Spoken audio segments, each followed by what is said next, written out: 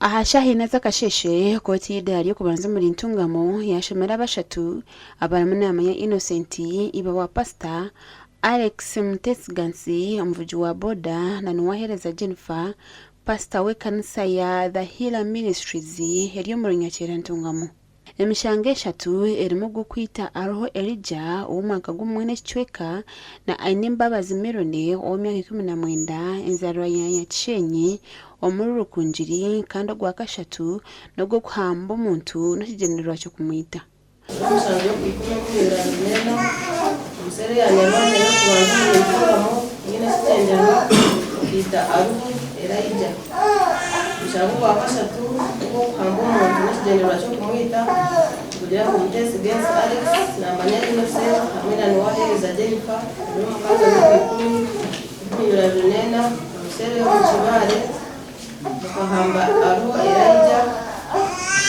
atekirize muri kigendero cyo kumwita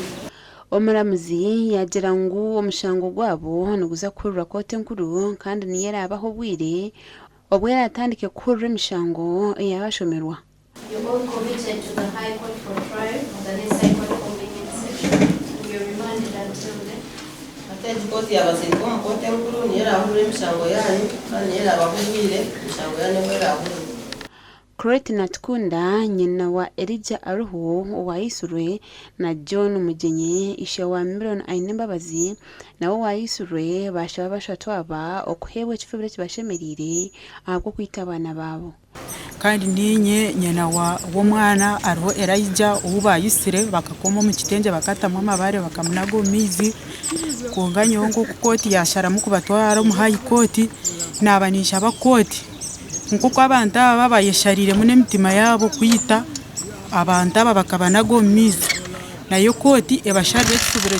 kishikira wishe umwana ubayisire Ainembabazi Melone akurugira nkuko ekanisa yaramukozesa nko mukozi wayo nk'abantu abamazima barajya ngo bamazima kandi ubwo bagiye nkozi zenshi zabibi bakayikasha yo kumwita nyuno benda sha mu government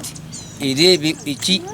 ekanisa barajya ngo yamazima kandi inyisi y'abantu abantu abo barebetse baturaga barakora bito turari n'abashabi baba kufubiro ikibashemerire gasha kwa Anita Tkunda.